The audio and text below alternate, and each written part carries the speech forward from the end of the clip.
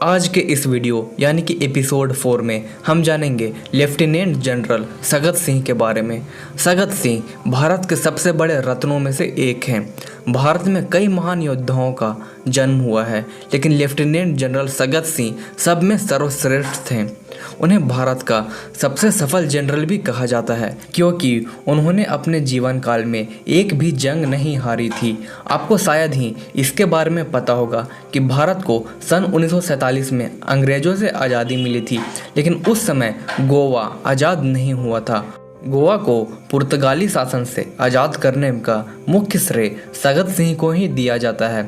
1961 में गोवा पे कब्जा करने के लिए भारतीय सेना ने ऑपरेशन विजय चलाया था।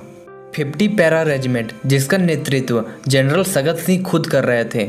जनरल सगत सिंह ने अपनी काबिलियत की मदद से 24 घंटे के भीतर ही गोवा को पुर्तगाली शासन से आज़ाद करा दिया।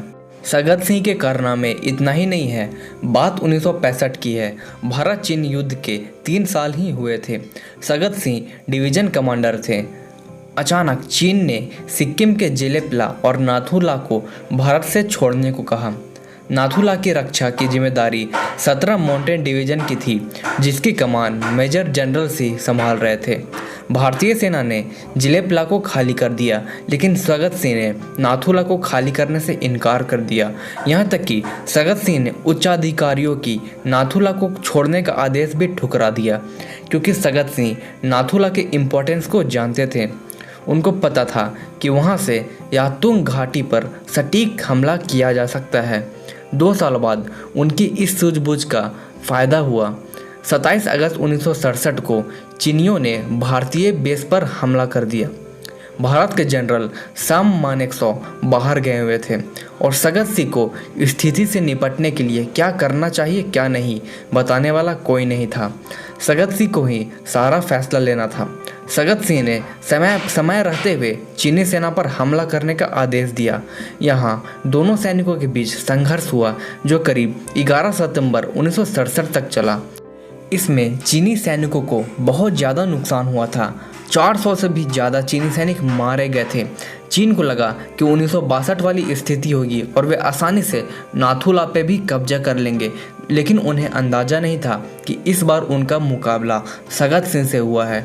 सगत सिंह के जवाबी कार्रवाई में चीन सैनिक पीछे हटने पे मजबूर हो गए और नाथुला अभी भी हमारे कब्जे में है। जेपी दत्ता के द्वारा बनाई गई पलटन मूवी इसी कहानी पे बेस्ड है। यहाँ तक कि कई इतिहासकार बांग्लादेश की आज़ादी का पूरा श्रेय सगत सिंह को ही देते हैं। असल में ढाका पर कब्जा करने की योजना भारतीय सेना ने कभी बनाई ही नहीं थी। उस समय सगत सिंह ने ही ढाका पर कब्जा करने की योजना बनाई। कई अफसरों ने तो सगत सिंह के ही सुझाव का विरोध किया।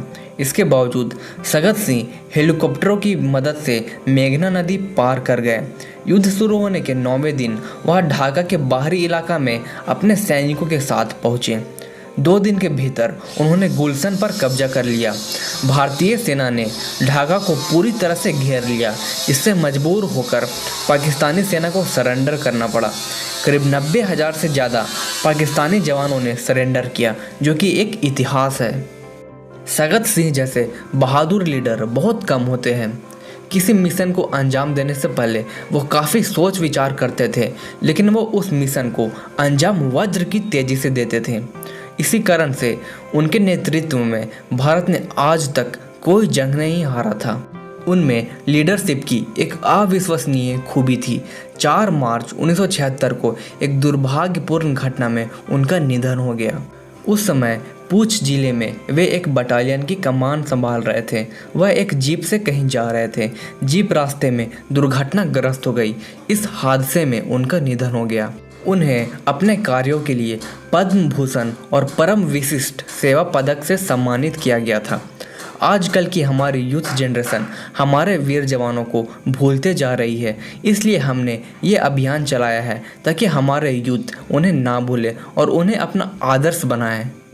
आप सब भी हमारे इस मुहिम में शामिल होइए और वीडियो को लाइक करें और ज़्यादा से ज़्यादा शेयर करें और हमारे चैनल को सब्सक्राइब कर दीजिए। धन्यवाद।